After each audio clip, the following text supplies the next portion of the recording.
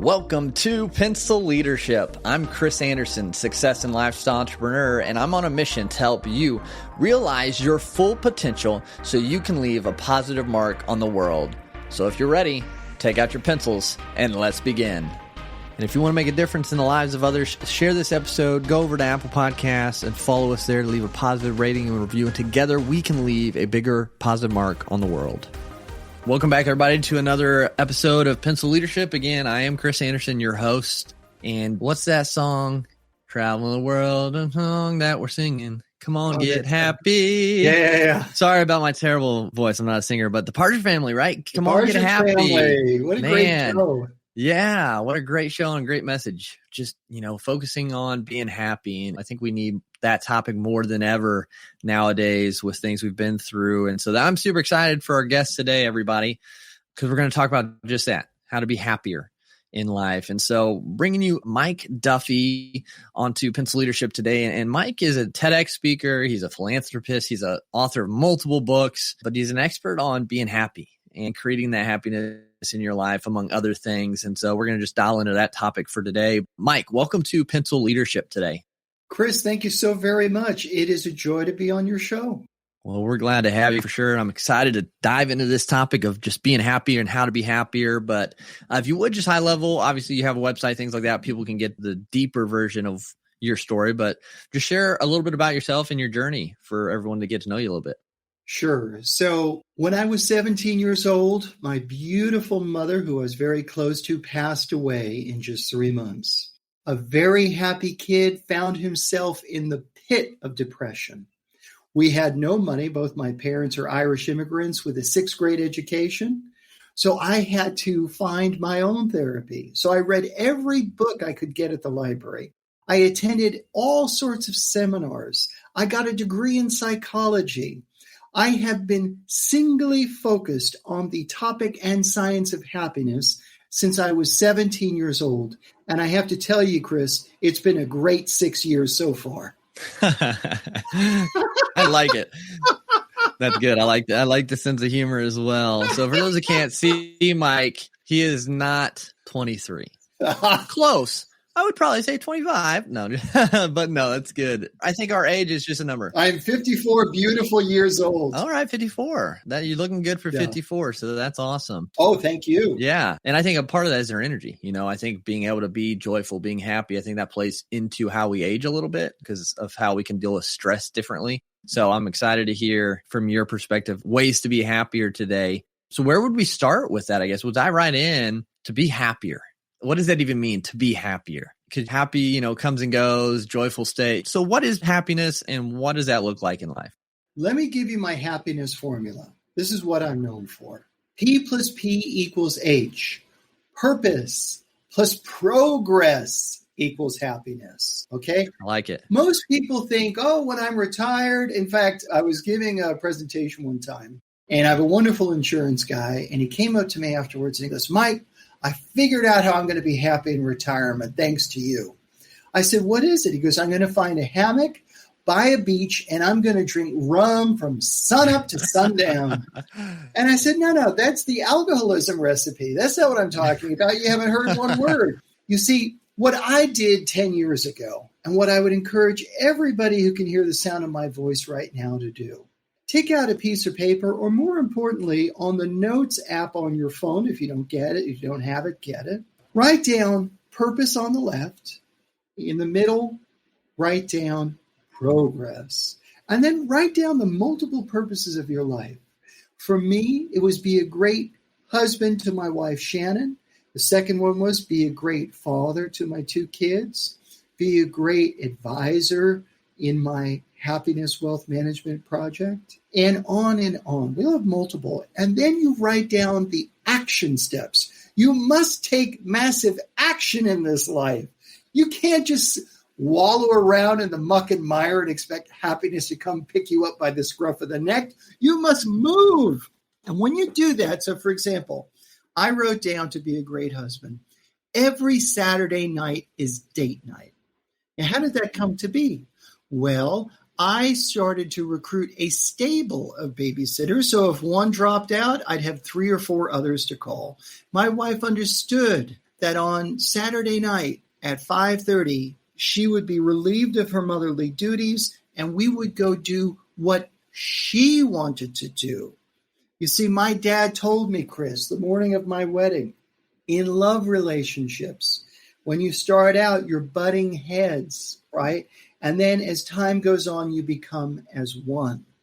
So if you do become as one, which is true, if you reach that level of relationship, why wouldn't you want to put that other person on a pedestal? Why would you want to say mean things to them? Because it's only saying mean things to yourself, right? So what movie do you want to go to, Shannon? What restaurant do you want to go to? What do you want to do tonight? I found out a long time ago, Chris, it's much cheaper to hire a babysitter than it is a divorce attorney. That's a good one. Yeah. And very true. And I like that a lot. Just overarching what you said there, writing down your purposes, writing down those things that matter most to you, then writing down the actions that you need to do to grow that, to get to those points. Because I think that's a lot of people, they think about, I'm passionate about this, or, I really like this, I want to do this, and that's where it ends. And they don't add in that, okay, so these are the steps. This is what I need to do, weekly, daily, monthly, whatever it is to get there. So I love that part of it, to get to happiness, because when you're doing something you truly enjoy and love and you're continually progressing, you're getting better, you're getting farther along in that journey. Just like me starting my business, the happiness can come even though the journey might be difficult. Benjamin Franklin said that 1% of people are successful because only 1% of people write down their goals. He said that hundreds of years ago, and it's true today. You have to make the choice to be happy. Yeah. You see, our caveman brain was set up so that we didn't walk off cliffs, so that we didn't walk into a den of tigers. But what that does today in the modern era, we are flooded with negative thoughts. What I have learned from the greatest minds in the world, like Dr. Daniel Gilbert out of Harvard, my good friend Dr. Fred Luskin from Stanford, where I've taught happiness classes with him, one of the most popular classes at Stanford University. I couldn't get into Stanford, but I guest lecture there. How does that happen? Right. Okay. Passion, baby. Yeah. What I have to tell you now, I have gleaned from so many amazing people. You see, I am the founder of the Happiness Hall of Fame. The Happiness Hall of Fame is a 501c3 that recognizes, celebrates, and encourages people and organizations that make other people happy. In the hall is Muhammad Ali, who many years ago invited me out to his museum in Louisville, Kentucky. And I spent a couple of hours with he and his wife hearing stories of success and victory and kindness and generosity I had never heard before. I have, corresponded, interviews, and become friends with some of the greatest thought leaders in the country. In the hall is Steph Curry, the Golden State Warriors, the San Francisco Giants, who came out to Stanford University Faculty Club, where every year we have a big induction ceremony. It's 300 people. It's open bar, fantastic food. And they talk about how they make other people happy. I'm making a movie. The Giants are in the movie. They opened up their stadium for me to come in and film. Again, I am the son of 6th grade immigrant parents. There was nothing made easy for me in my life, but I have created a life where I am at peak happiness because of actions, because of not letting fear corrupt my mind and my soul, of doing things that I want to do. And when it doesn't work out, that's okay. The greatest course I've ever taken was a continuing education course at Stanford University. The name of the course, Chris, was Failure. Every week we met once a week for 2 hours, and we broke up into accountability groups. By the way, if you want to succeed in life, you need an accountability partner. Stop putting it off. And we would have our accountability groups, and we would say, okay, now the only homework was to go do something that week that you were petrified of, something that you were probably going to fail at. And we say, okay, this is what I'm going to do. And then we'd come back and say, well, how did you do? And I can tell you that out of the 8 weeks that I took that course, I committed, I did it, and I never failed once. Meanwhile, the people that I was in the groups were with had tiny little goals, and they didn't even do them most of the time. And all I can think about is, wow, they put in the money, they showed up every week, and they never did it. I can only imagine the regrets they have today by not following through. Yeah, I think, again, the action, because if we're not, getting better, if we're not growing, if we're not progressing forward, then, you do start getting overwhelmed with where you're at. That fear can start to creep in because you're not continually moving forward and improving your situation. It just allows that negativity to come in. So with that, obviously with the purpose and the progress chart, so realizing that, maybe coming up with ideas of their purpose, their passions, things like that, and taking action or what action they need. What other ways, like during that journey, can they stay happy or can they continue to be happy? Are there other main ideas or main tactics, whatever verbiage you want to use, that people can implement to keep that happiness, that joy in their lives, even through the struggles of the journey? Yes. The unexamined life is not a life worth living. You must write down your goals and you must finish what you start. A great story that I learned just recently is from the amazing golfer Hale Irwin. Now, let me tell you a little story that he told me.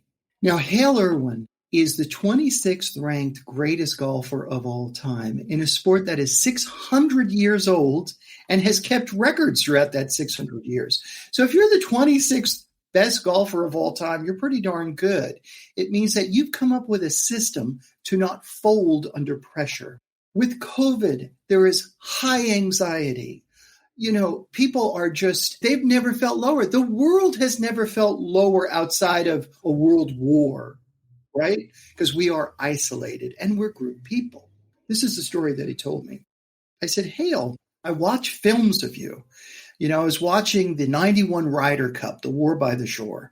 And there you are. It's the U.S. versus Europe. It's all down to you. And, I'm looking at you and you look like a field general. You are so composed. How is it? And I've watched your U.S. Opens. He's won 3 U.S. Opens. He's the oldest man to win at 45 years old. How do you keep it together under such immense pressure? He said, my first U.S. Open on the 17th hole, I realized that if I can keep it together, I'm going to win. My lifelong dream is about to come true. And I understand that millions and millions of people around the world are watching me. At that moment of realization, I started to have a heart attack. He goes, my heart was beating out of my chest. I couldn't believe it. At this most inopportune moment in my early 30s, I'm going to drop dead. So I looked to the right on this huge gallery, seas of people. I go, I can't have my heart attack over there. I look to my left, even more people. I just want to lay down and have my heart attack in peace. And a voice came into my head and he said, Hale, I told you to finish what you start. Now you finish this. With the voice of my father. So I said, okay, Dad. I put my head down. I held it together and I won my first U.S. Open. Now, he wasn't having a heart attack. He was having an anxiety attack. Yep. And a lot of people today are truly suffering from anxiety. So what do? One of the latest inductees into the Hall of Fame is Dr. Kevin Elko. He's a sports psychologist. He has helped colleges and pro football teams win 30 championships.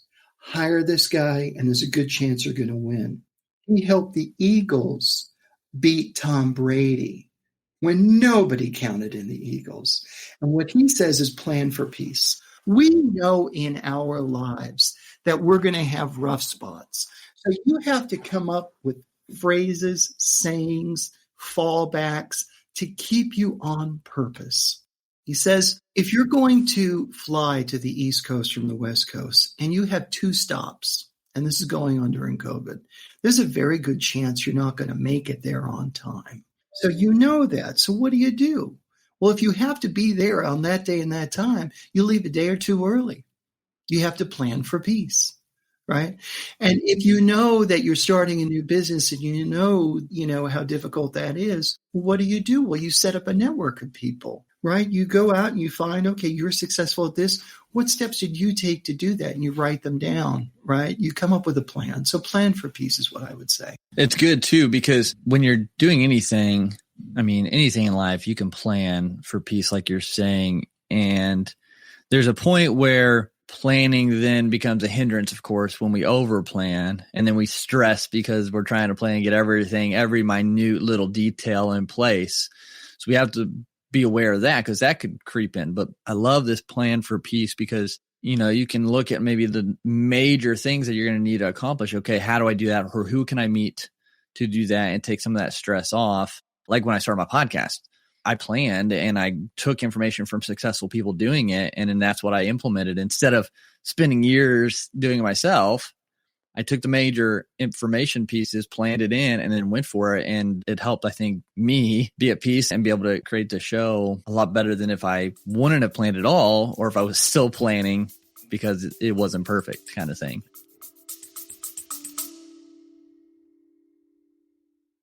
You love listening to podcasts, but have you ever thought about starting your own podcast? Maybe you want to build a brand, grow your business, or are looking for an excuse to talk about your favorite hobby. Whatever your reason for making a podcast, Buzzsprout is the place to start. Since 2009, Buzzsprout has helped over 300,000 people launch their own podcasts. Buzzsprout walks you step by step through the whole process and will give you powerful tools to start, grow, and monetize your podcast. Ready to get started? Click the link in the show notes to get our free step-by-step guide to starting your podcast today. Yeah. You also have to learn how to forgive yourself, and you have to learn how to forgive other people. Now, this is a skill. It's also a muscle. So we will fail every day at something, right? But what are you supposed to do? Just lay on the street and say, I let somebody down. That's it. This is where I stop.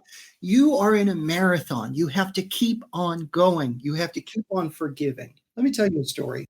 It's very important to surround yourself with successful people who've done this to you before.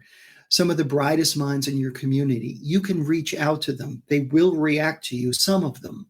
Again, you'll fail. So let me tell you a story.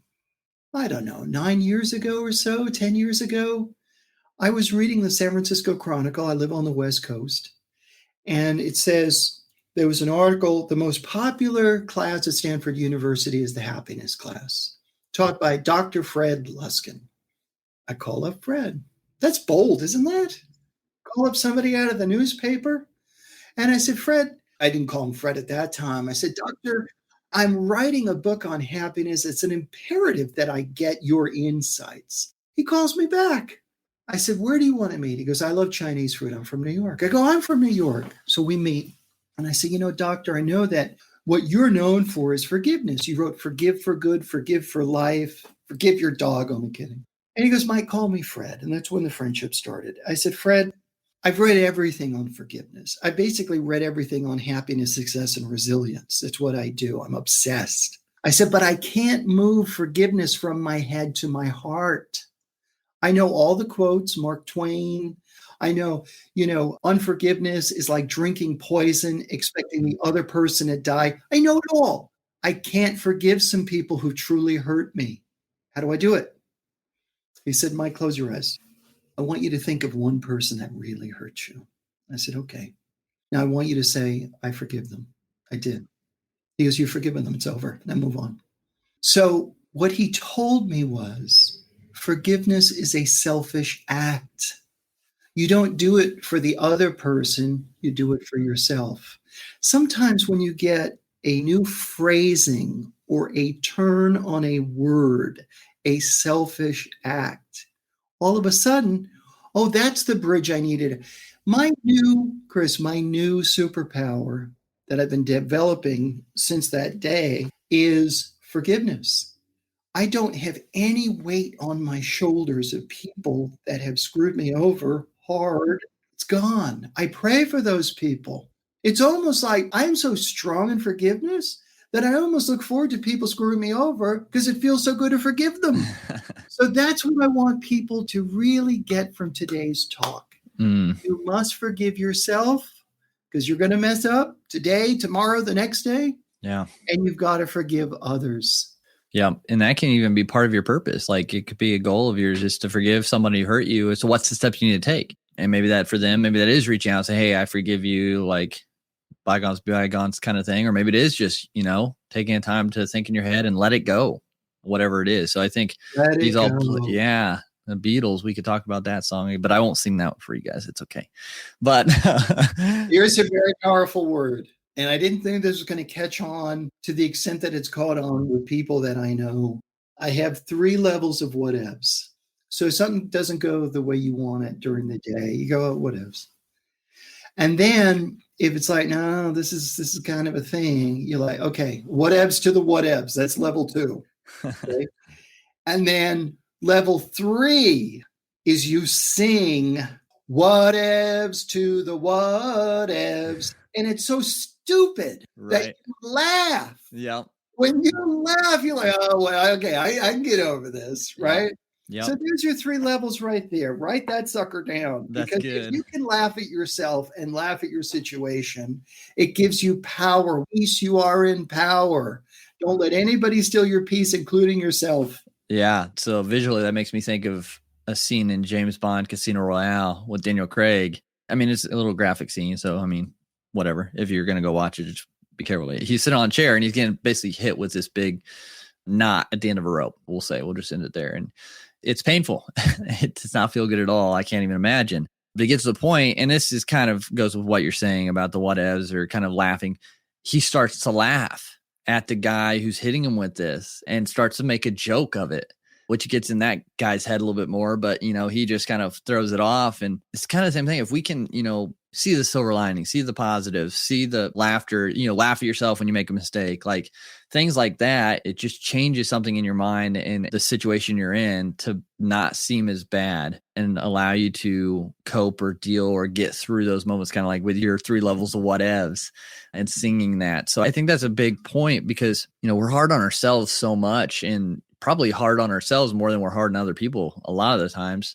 And if we can release that grip it has on us and make a little bit lighter of the situation, like you said, I think that's going to really help people just be happier, have less stress in that. And when you can do that, then it's going to correlate over and it's going to run into other people in your lives because that's going to resonate off of you. And then you're going to be able to help other people be happy. Yeah. And I have to tell you, Chris, the scene that you brought up, I always would rent out movie theaters for my clients. I've been a wealth manager now 30 years. I've got a company called Happiness Wealth Management. And I would always rent out theaters for my clients and just have a great old time. And they bring grandma, they bring the grandkids, all this stuff. And it was down between Star Wars or that film. I'm like, I don't know, the new James Bond, it's been a while.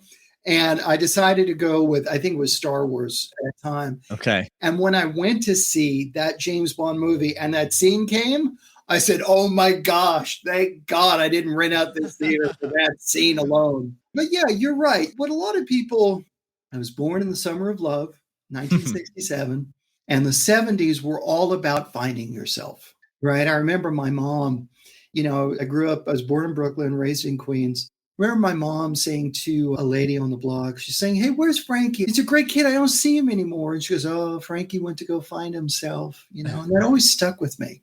But it's not about finding yourself. It's about creating yourself. Who is it that you want to be? Yeah. Imagine your perfect life. Who are you in relationships with? Personally, professionally, love relationships. Make it happen. What is it that you want to do? I didn't want to be in New York City living on the Upper East Side of Manhattan in the winter of 1994.